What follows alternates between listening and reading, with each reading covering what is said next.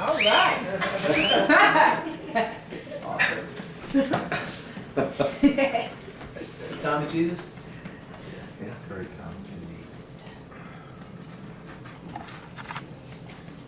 Listen, if you're having trouble entering into worship just now, it is a good indicator of what's going on in your heart, but also the night is young. So, we don't just worship with music, we worship with our lives, okay? So we're going to continue in worship tonight. So. Felipe, tell the room your favorite thing this week. Music team related.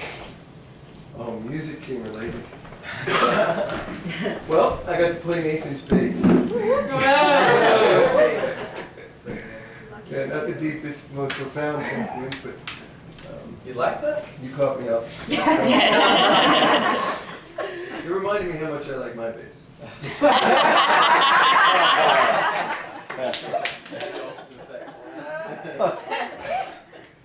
Hey, if anyone wants to sit on the floor, there's room down here. Rue, you can come sit down here if you want to play. There's a whole chair here. It's a nice one. Yeah, lean back. Actually, there's one more seat on the couch too. Yeah. It's right here. Oh, well, maybe. I thought you were pointing at Yeah, I meant like a real couch. So there's two more people. Two more people. Oh, he is. Two more people. Hey, Ladies, Cheryl. Cheryl, you want to Lean back. Oh, Well, it's like, no, it does. It can like even it out. It's sinking, and I'm like contracting scoliosis. I'll tell you. You're sitting on a cold block. we're getting to know each other very well in this. Great. Look, plenty of room. There's like, is everyone know what I was saying? Probably not. I'm not do that. I'll tell you what. Cool guys. Well, we're gonna dive into something very fun. Deb, there are three ladies behind you. It's not your fault. Girls, why don't you move somewhere so you can see? Debbie's not in the way. Yeah, just shuffle your chair a little bit. Either way. Your hands away. So I'm moving to the spot where I can see her. Come on, Jackie.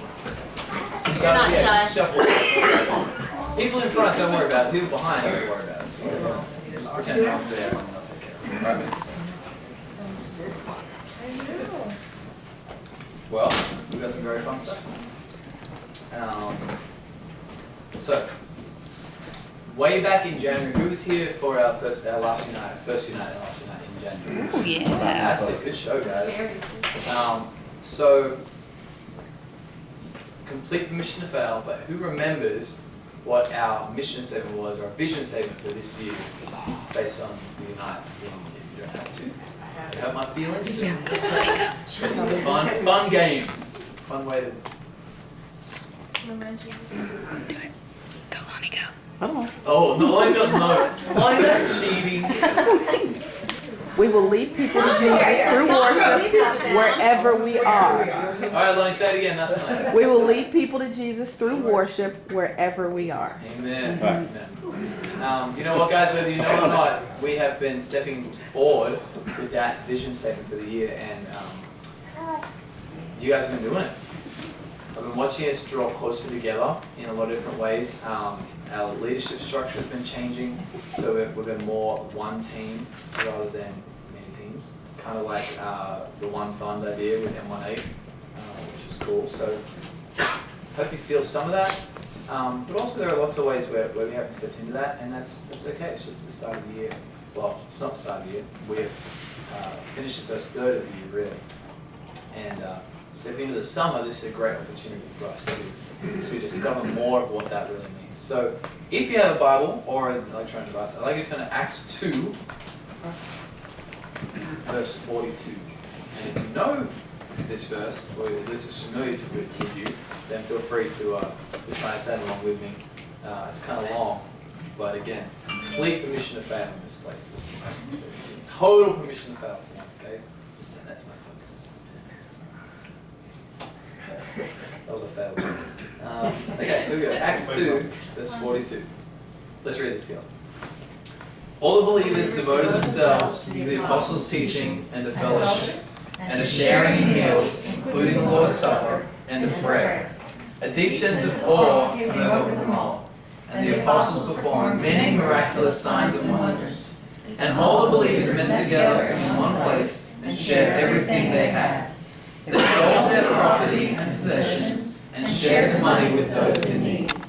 They worshipped together at the temple each day and met in homes for the Lord's Supper and shared their meals with great joy and generosity, all the while praising God and enjoying the goodwill of all the people. And each day the Lord added to their fellowship those who were being saved. That's been a core verse for our church since day one. And I want to dive into some of that. Funny note, just not to me, was I'm from another country, in case you didn't know. So when you all grew up in school, you all learned a certain cadence to how to read out loud together. That's completely different. So I often, not only do I have a weird accent, so I'm calling out, yeah, go Pastor Pete. Pastor Pete. You know, he knows it's me every time. Come on, Pastor. It's me, Pastor Pete. But also, when we're reading that together right now, I'm like listening more to you, because if I lead the cadence, you all are going to go and to fellowship in the prayer, and then we give our lives together too. Okay. So this is a fantastic verse. And it's not meant to just be something left 2,000 years ago as a description of the first church. Pastor Pete has led us as a church to embody this vision. Our mission statement as a church is to transform unconvinced people into wholehearted followers of Christ, Jesus. And yet, this is like if there was a secondary mission. Pastor Pete said this before. If there was a secondary way to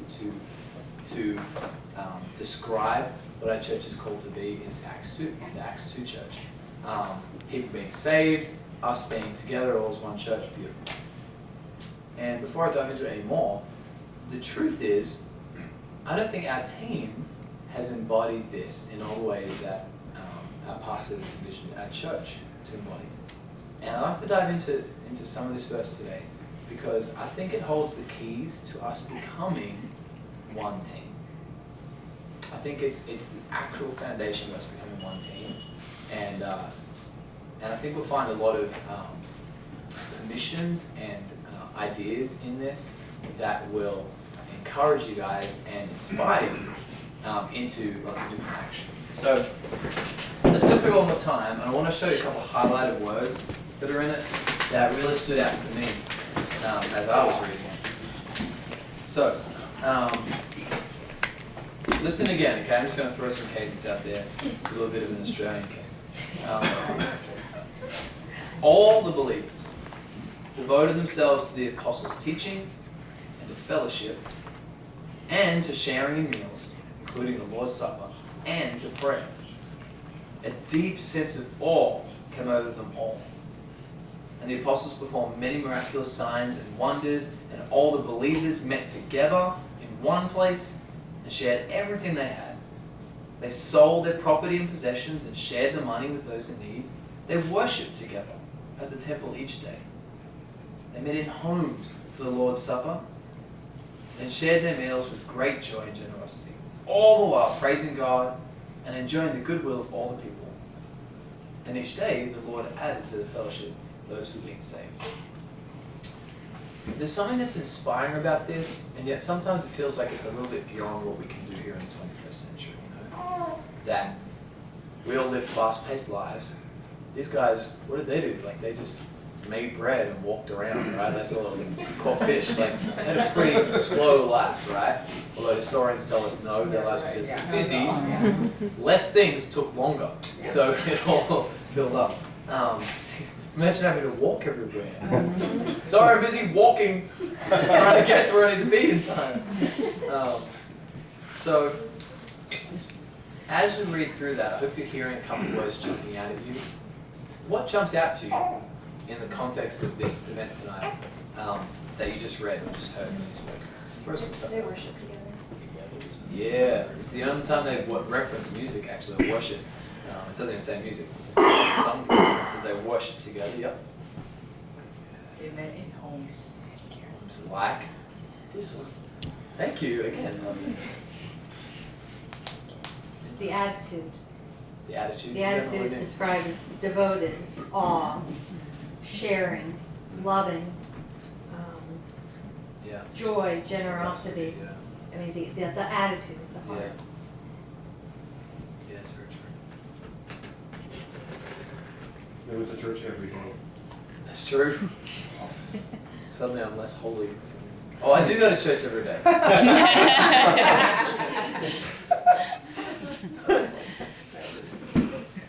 it says they did it all while praising God. Yeah, it's very true. It's all of it, all the while. Like it's almost like summing up. All the while, in all these different ways of praising God and enjoying the goodwill of people. Yeah, it's pretty cool. What else? I like that sharing part. Sharon? Yeah. Yeah. Can you imagine selling? Okay, can you imagine? This is crazy. I'm gonna put this up on YouTube later with all these hate comments. Okay, so imagine if I said, all right, everybody, wallets out, purses out, all in the middle, right now. We're going to be a team. We're going to be the church. We're going to follow the Acts 2 model. So all the possessions in the middle of the room. Go for it. Just throw them in, you know. And then James is going to divide it up kind of equally amongst those who have need and those who don't have need right now. We're okay. And then when we have need, then the other people won't. And the Holy Spirit's going to take care of it. Most of us be freaking out. Our credit cards in our wallet, everything's in there, you know. And then if I said throw the house deed in, you'd be going, what am I going to live on, you know? I can't take this anymore.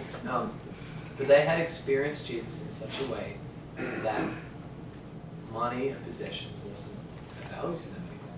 It was just something we need, and God gives us everything that we need. So He takes care of us. So they're like, yeah, this isn't my stuff anymore. My life is not my own anymore. My life is in the hands of the Maker of heaven, who makes women all men. It's very true, guys. It's kind of crazy. It's crazy radical. Of all the ways you could, healings, miraculous signs and wonders is in there. All the ways that you could open your life to someone. You could evangelize like crazy. You could spend all your time in ministry. And yet that's one thing that if you just did that, everyone would take notice in the whole world. Either they think you're crazy or they think you're doing something. Anything else stand out to you guys? I'm not fishing for anything, I'm just curious. The then at the end of it. After they had that attitude, after they had that, and then the Lord added to their thoughts. Yeah. Those were being saved. Yeah. Very true. They were entrusted. It's like, because of all these things and the goodwill of all the people, it's just a byproduct. And the Lord kept adding to them. The Lord kept adding to that number, exactly right. And we see that all the time, guys. The number of people who are giving their lives to Christ at our church is phenomenal.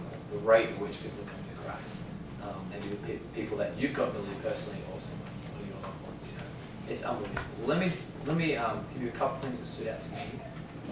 Because now I want you to shift your mind, shift gears with the remaining time that we have. Think about this not being the capital C church or being Quest Community Church. Think about this as being our team. Think about this as being us. Because we are the church. If you can't call this church, I don't know what you can call church, okay? And yet sometimes I think because we're connected in other ways, we operate like, this is just the place that I serve. This isn't a team, this is kind of the collection of people I serve with. But I'm part of the church, or I'm part of my life group, or I'm part of this group of friends, whatever. And we're all very different, but God is 100% without a doubt calling us to be a team, as in a group of people that are dedicated to one another and to Jesus together, just like the Acts 2 church. Okay. So shift that gear in your mind, and as we go through the rest of this, just be thinking, is this something that's active in my life right now? Is this something that I'm actually missing but wanting? Is this something that I don't actually want and God needs to change my heart? Is this scary to me? Is this exciting to me? Just be engaging with this, okay guys? I want to be in a bit of a conversation tonight together. For the remaining time together. Okay, so at the very top, if you read along again, all the believers devoted themselves to the apostles' teaching which is something that we received from Pastor Pete, and it's more than most people get in their lifetimes. What Pastor Pete leads us in every weekend is unreal, guys. You won't read half this stuff in books. You won't read half of it. It's in the Bible. It's there. It's accessible. The apostles' teaching, specifically the apostles that they're referring to, Peter's and Paul, is right here. This is the apostles' teaching. But this is God's word.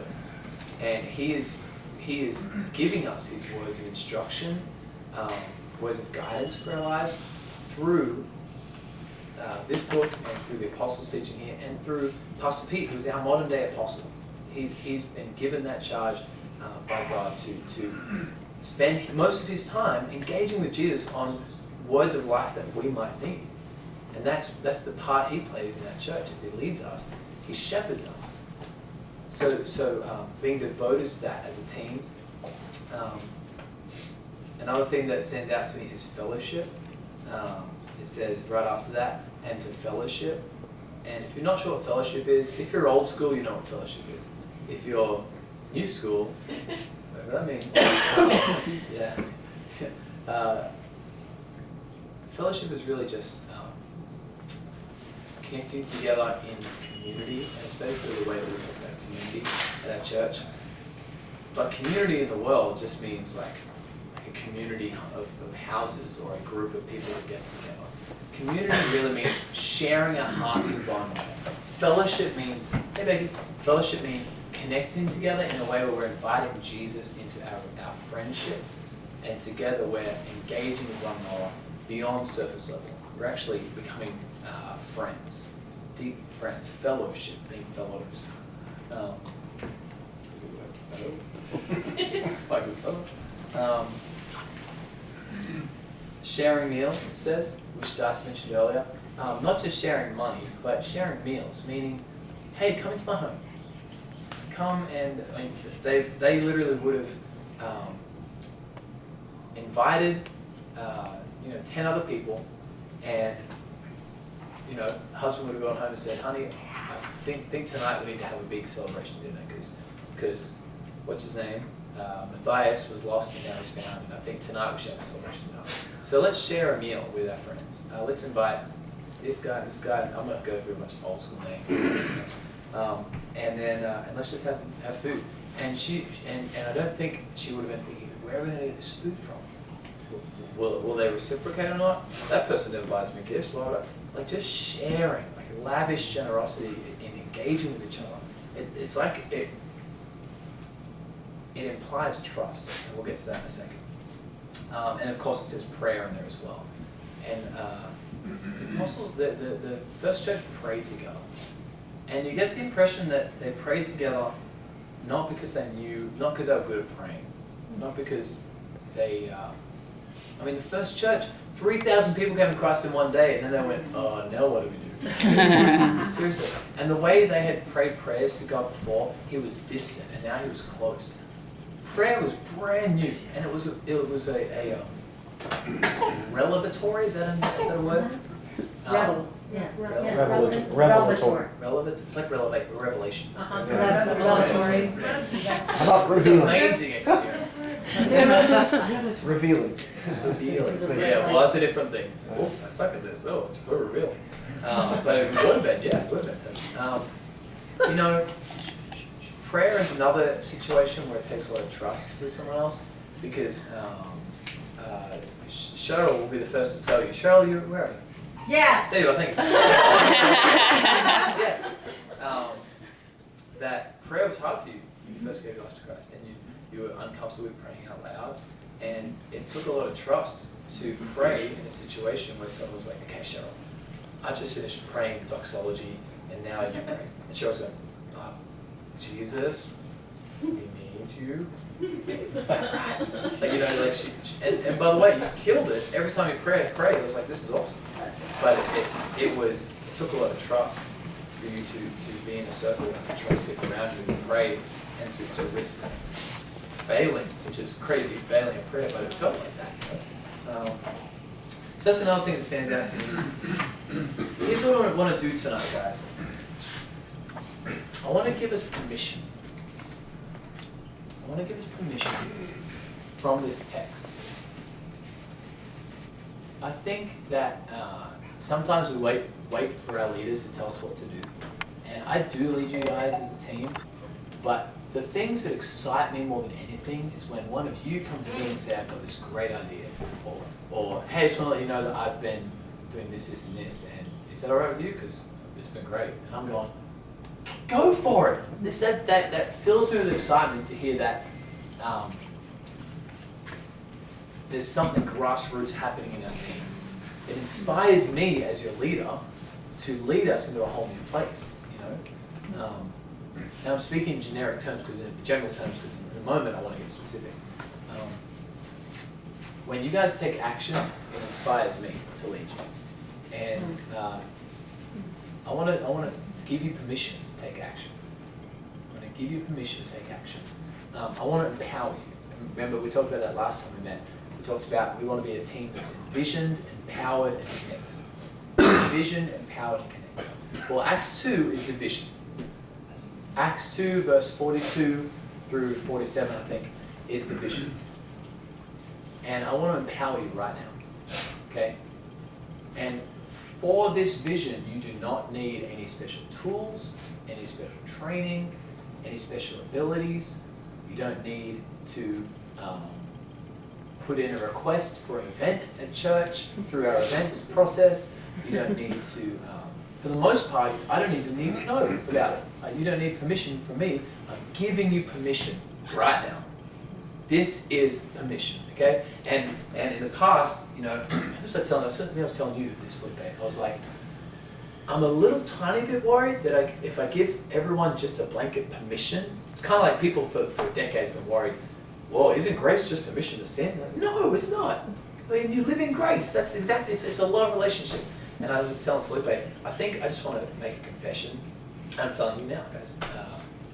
Impromptu confession. But I've been afraid to give us blanket permission because I've watched that go badly. I've watched people go, I'm going to start a rock band, and then 6 months later, it's going great for them, it sounds great, and they're like, you know what, I'm going to make this the main thing. And I watch them lose their connection with the church, with Jesus, they're not thinking about the gospel, and suddenly they're like, well, this is my ministry, but their ministry isn't remotely about the gospel. And suddenly they fall off the radar. I don't see them. Right now I don't know what they are. I've seen it go badly. It's because my own pain file, it's like a filing cabinet, if you guys remember what they were back in the day, files in them. It's, you know. I still use them. Oh, really? Yeah. You still use yourselves? Wow! Records. Engineering records, financial records. We have a whole warehouse full. So is that what you're supposed to do with those paper binders? Yeah. Stacked on my desk? You're supposed to be Hey. That makes a lot of sense. Yeah, they don't fit in the computer. Files are Close. so funny. Zoolander reference, that's solid. That's right. You know it's going to be a good Uh-huh. Permission meaning I want to take the gate off this and the door off this. If you've ever felt that from me or from anyone else in the church, I'm for all the ways that I'm risking right now, and this could go horribly wrong. If one of you just took this the wrong way and just decided to go crazy in the wrong direction. But you know what? I'm trusting that you guys are connecting with Jesus and that you're letting Him lead your life. And as you do that, He will lead us all together in the same direction. The Holy Spirit will guide us as we let Him do that, okay? So, permission and empowering meaning, let's talk about ways that ways that we could be the Acts 2 church to each other as a team. And I'm not talking about being one giant life group, okay? It's a little different. Life group is supposed to be, anyway, I don't know what your experience is right now, but it's supposed to be when we connect together, this is time for us to know everything that's going on in each other's lives in such a way that we can lift each other up as a life group and support each other throughout the week, right?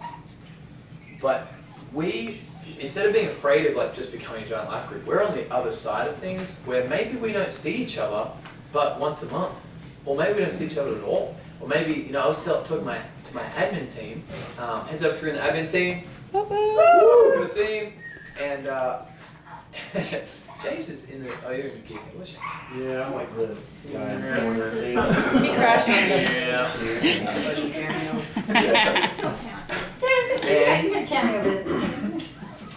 And Michael's like huffing right now. But you know what, guys? We were realizing that we don't connect except when we come together for a meeting. When we do meet together, we go, okay, here's what's on the agenda, blah, blah, blah, blah, and then we're done. We walk away. Okay, go do your stuff. We love you guys so much, and we do love each other. But it's not an Acts 2 lifestyle together. It's a meeting of a collection of people that are out there doing their things. We're only tied together because of our role. That's the last thing I want for any of us. So let's talk about this. What are some ways that, as I give you all permission now, that you can just think up right now, off the top of your head, or from reading the text that we just read, that we could be the Acts 2 church together, to each other. Throw it out. Well, I wanted to say, something that the Lord's been working on with me was being intentional. There's a real difference, and I want to encourage everybody to know that you have to be proactive about it. For a long time, I just sort of sat and let things come to me and expect that the Lord would make the opportunity appear, but I found that I actually have to get up and make things happen. And this week, Pete was talking about the main thing, and I realized that there are relationships that I have in the worship team that where the main thing isn't the main thing of our relationship. And there's a lot of music and there's a lot of other cursory conversations that go on. And those are fine, but I made, coming on the heels of our conversation, what Pastor Pete said, I made an intentional point to invest in somebody, just one person on the team, and because in this particular relationship, all we talk about is music. And I thought, I'm going to press into the main thing with this guy. So we went out for a little while, and I deliberately engineered this time for us to talk about a deeper level of what we're doing, because we're so much more than music. The Lord wants more than us just making notes. So all that to say that I think that really being intentional about it and sort of forcing that time is necessary. I mean, it says in Acts that they met in the temple square every day, and I noticed with my life group too, and in battling the enemy, you have to stand up and fight sometimes. You can't just sit around. So it works. It's just being intentional about relationships, even if it's just one at a time. Fantastic. And we got to talk about a lot more than music, which was what I wanted. That's great. Yeah, that's exactly right. Come on, throw it out.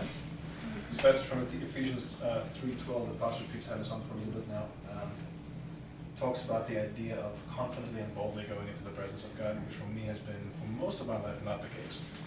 And if I were to sit outside the study and overhear him talking about me, asking a question like, what would he say about me, was something that was really fundamental in just the past few weeks to get through. And there's something that it reminded me of, like the verse in Psalm, like, remember the joy of your salvation. There's this idea that when you have experienced the most phenomenal and incredible thing, and not just the relationship, but the freedom and just the love and the belonging after that, it's a hard thing to keep to yourself. And I think a lot of us experience that, for me anyway, experience that on the day I gave my life to Christ, and I don't stray away from it, meaning I walk away from the cross. I just seem to lose the joy of it, the sheer joy of walking with Christ. And when I don't have that joy, one, that's a really big tell for me. But more than that, it makes me less inclined to want to be around people. It makes the time that I would spend with people, the intentionality, makes it feel like work, makes it feel like task. There's not this desire to just say, would you believe? Or just want to live. For me, the basics, the one-on-one, and this may or may not be where you're headed, but has always been like, spend time with Jesus and people will know. And the Bible actually talks about the disciples the same way, and they could tell, Scripture said, that these men had been with Jesus in much the same way. Like by being around you, Tommy, for example, would not be lifting to you at all had I not spent any time with Jesus whatsoever. And the further I'm away from him, the time we do get to spend intentional time would most likely look like, because this is just who I am, but I'm not with Jesus, would look like, how awesome am I? You would certainly know that, and you'd walk away from that conversation feeling the same. But any investment that Jesus gives me, if it flows through me, you would walk away out of that conversation knowing the awesomeness that is you. Like having something, maybe not necessarily new, maybe not just affirmation, but like there's something that lifts you when the people around us are living Christ. And 100% of the creative ideas of, could we do this remix, could we do this project together, could we grab these 3 musicians and just go play at a coffee shop? All these things tend to work more successfully. I found is when we spend time with Jesus and the 3 of us come together, it's like the Holy Spirit suddenly birthed the same idea, but we were also paying attention. And we do it out of this huge love and just wanting to say, look at this time that I got to spend with Jesus, how can we creatively get other people to do the same? So, does that make sense? It does. Actually, I'll throw something in there that Felipe and I were talking about the other day. Felipe, you said something very smart that I want to say to all of us. What we're talking about here takes a lot of risk in your heart. And Becky, you were talking recently too about places where you've been afraid to risk your heart with people, or holding back from doing that. And I've been looking at places where I've been doing that. I think a lot of us, I don't want to assume for all of you, but this is a very human thing to do. We're afraid of being disappointing or disappointed. We're afraid of failing or making mistakes. We're afraid of getting hurt. So it's very hard to trust someone else with your heart unless you really, really know them. And even then, they still hurt you. But you finally know I can trust their love. I can trust them. And what we're talking about is a question of trust. Who are we going to be as a team? Who are we going to be? Are we going to trust each other, even though it might hurt? Or are we going to stay a little isolated, risk here and there, risk our hearts on people, and then we'll mostly be safe, And I think what we're talking about here is it's going to take 2 kinds of people, and maybe there are a lot of us in this room who will actually be both kinds of people. It's going to take people who will risk and throw out an invitation. For instance, Ted, would you like to come with me after work sometime, or it works with your family, whatever, and let's go and invite people in my neighborhood to our summer series, and maybe we'll get to have evangelistic conversation with someone. Why don't you bring your kids? We'll make it a family thing. But let's hang out. Okay?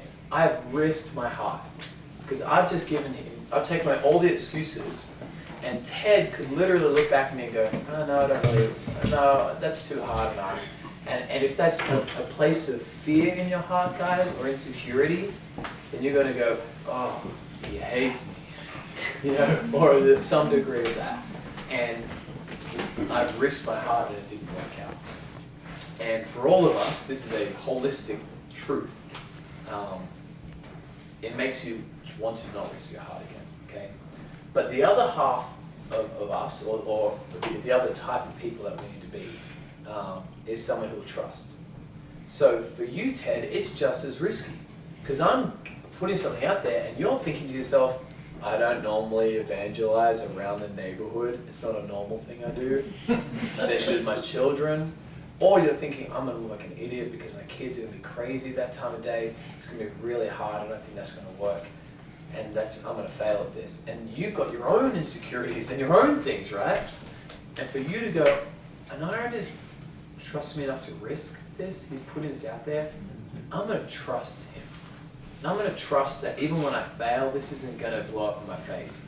He's not just going to throw this back at me and go like, I can't believe you messed up my evangelistic, evening with my neighbors. I mean, at least I would never. And Ted's going to go, I'm going to trust. And then you would say back to me, Ted, I'd love to. and I go, great, let's do it. So simple, guys, so simple. And that has nothing to do with music. Or it could have everything to do with music. James, let's jam out. Next Saturday morning. I know from 10 to 12 you don't have work. Is that true? make breakfast. I'm risking it. I've never had him cook breakfast. I actually do good. I actually am pretty good. But you'd assume I'm not good. I'm not good at those types of things. It takes organization and a plan. No, it's not. Eggs. He wants to try to cook an egg in a microwave I've done that before. Hey. That's something risky to help. with the shell on. Okay, that's a bad So idea. anyway, I'm a great breakfast maker.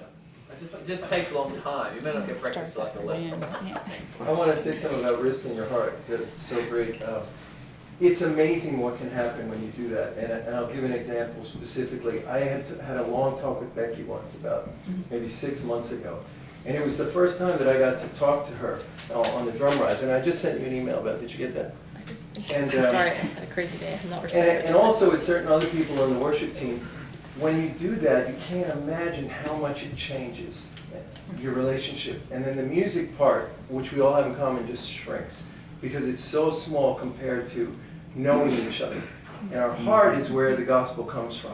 And the music has its function, but it's just a small part of what we're doing.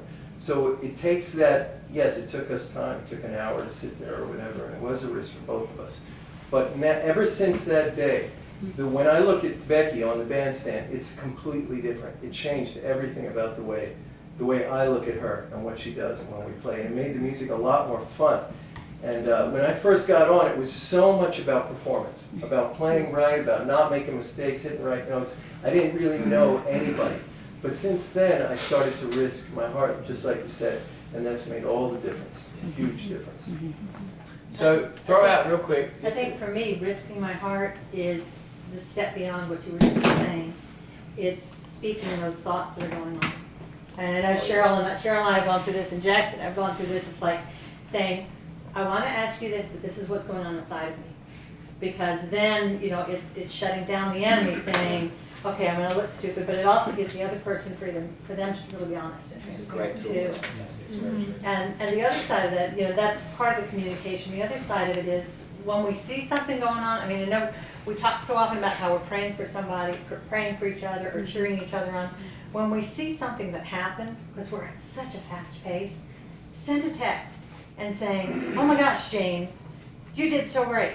And not that the task was done, but that you did great. Yeah. You know, I mean, okay, so it's a matter, if this failed or if this went great, but the way that you carried it off, the strength that you led it with, the peacefulness, the way you invited other people in, you know, I mean, just to cheer each other on. There's So it's fellowship. about the people, it's Yeah. not about the. There's not about the fellowship, task. even in a text message like that, when it's intentional like that. It's very true, opposed to task oriented. So what are 10 ways that we could facilitate the risk and the trust Acts 2 community together, guys? Throw out 10 quick things that you might like to do with someone in this room that would be risky for you to say, but just say out loud right now. Well, grab somebody and evangelize with them. Yeah, just lead someone to Jesus. Just Or like you said. Tell someone about the gospel. Yeah. Tell That's someone probably the about- riskiest thing in this whole room. Yeah. Because you might fail at it, but at least you're failing together. Great. 9 other ways. Sharing a meal together. Share meals together. Just have dinner together, or lunch, or breakfast, or supper, lemonade, anything. Have like a couple Second parties. Yeah. Sorry, Tim? Couple parties a year, like a summer party and a holiday. You know, Yeah. like kind of like a big thing. Yeah. Or at least, Guess at least a what? couple. I don't have to throw them all the time. Any one of you can throw it. Hey, I'm just having a get together at my house. You guys want to come hang out? Bring back brownie time when we have the worship Yes! on. Reset what we had when we would all meet together in practice, and we'd have a, you know, we'd be all in our separate groups, and then we'd have a break, and then we'd just have a snack time together to catch up with everybody before we went on to the next stage. Oh, yeah, I remember those days. Yeah, that's some of the things, like, I know, and I don't want to get off topic if I do, tell me, but that's one of the things as far as being a part of this team, at least my own experience, is where everything's mixed up. You know, like so far on the mat, I show up and I only know who I'm going to be with that night and really don't have much interaction outside of that with those individuals until the next time around a month later when I might be on with them, you know, with Tom and James. Yeah, or 2 weeks from now it'll be completely different people. All of us experience that. Yeah. And the problem is there's no way to just incorporate that in unless it's some like structured planned thing, and then only half of us show up, and then it's at a bad time for the other half of us. And you know, it's like it puts boundaries on this thing that's supposed to be a lifestyle. You know, Yeah. that's why I'm giving you a permission tonight. That's why it shows the importance too of doing the other things that we're talking and that you're asking us to throw out here. I mean, you can't be a team. You know, the stages of a team are forming, storming, norming, and performing. Until you norm, you know, you really don't get good at being a team. Say that again? What was that? Powerful. Storming, There you norming. go. forming, coming together, storming, the interaction, the arguments, the passion, the learning how people work, norming, which is actually getting to the point where you do something well together, and performing where you're knocking it out of the ballpark. And every time you change a team around, you go right back to the forming and storming part before you get to the norming and performing. Cool. So. It's great. Eight more ways. Come on, like popcorn, rapid fire. Well, it's kind of like what Ted just said, we're Already given 4. this is a fraction of everybody that could make it tonight. And I usually play at the mat, so Simple math. I think it's something that now we have permission, and we always had it, I just wasn't taking advantage of it, was to do something besides that hour, with these people that that's one of the favorite hours of my week. Yep. And then I leave and it's like, oh man, I wish I could go for another hour or two. So like what? What's an example we might do? To have a party, call it whatever we want, break bread together, but do it, if we can't do it with 50 or 60, we can do it with 15 or 20 first. Are you suggesting a pool party at your house? I moved into the new house. But, yeah. Well, yeah, Yo's house. Pool At party your Yo's. brother's house. Yeah, there you go. Come join that community. Well, if we could get into that, build a nucleus, even with the teams that we're predominantly serving with, that'll create excitement, that'll branch out. If we had a pool party at your house, would it be in like a small inflatable whale pool? I- 7 more ways. I Come on. have found though, I will say that one of the best ways, in my opinion, to actually get to know people and like have fun with them and feel like yourself around them is to play games. Like apples to apples and like that kind of games. Yeah, Like, game the night. ideal way to like connect with people. You'll And, know like, if someone's competitive or not. play with That's someone true. like It won't work yourself, if you're not a game that's person. how it Won't works. work for me. But like it just forms connections like nothing else does. And it's risky. You're like, oh, we're just being childish, blah, blah. Like, yeah, exactly. That's the point. It's supposed to be dumb. What about a regular open jam session? Yeah. Yeah. What about, We're missing the obvious. Oh, we should like not Yeah. play music together. No, if it's intentional and in fellowship, Right. let's play music together. what if, Oh, we love this. is there ability to have like a couple or a trio or maybe even 4, get together and play and then like before the service sit outside and play as people walk in? I don't think You know? security's gonna tackle you for doing anything. and that's my point. Take risks. Yeah. Enjoy this permission. Because seriously, like that is only gonna be worship to Jesus and exciting people, And come and ask me. Like, could we make more of it? Like, I know we have this big weekend coming up. Could we do something fun in the atrium? Come ask me. My goodness, like. The worst thing I'm going to say is, oh, there are some reasons why you shouldn't do it here or in this situation. Let me redirect you to the right situation. But worshiping is something that's scriptural right there. You mentioned it earlier. Let's worship together. Not just jamming, actually, Ted, you heard the jamming, but another idea is to worship like we did earlier tonight. Just, hey, would you like to get together? Let's just worship for an hour just in my house. I can't play guitar, but we can put some worship music on, or have hey, let's invite somebody who can play guitar. Let's I live just a mile jam. and a half from the church. Cool. Yeah, see? Whatever. Yeah, perfect. And I have a grand piano at my house. So anything like that. But yeah, let's worship together. Okay, 5 more. Like popcorn. Make a prayer partner on the team. I almost feel like it should be mandatory. Prayer partner. Like, Love it. pick somebody on the team and just agree that you're gonna pray for each other every day. And you just text each other once in a while and remind each other. Yeah. Come pray for each other at church. When you see each other, hey, let me say a prayer for you. But yes, definitely prayer, texting, calling, yes, that's great. 4 more. I'd love a way to find out how, no, not life group wise, but how to pray for what we're leading. Like when Becky's got all of a sudden a bunch of click tracks to do, or shoot, the lyrics are missing, or, a way for us to communicate that and cheer each other on. So And then right. we can celebrate the victory. Love that, so would I. 3 more ways. Please bring on the prayer. Birthday list, like to send out cards for people's birthdays or anniversaries or something. Oh, you know what? Hey, this is easy. Become friends with everyone on Facebook. We actually value social media more and more.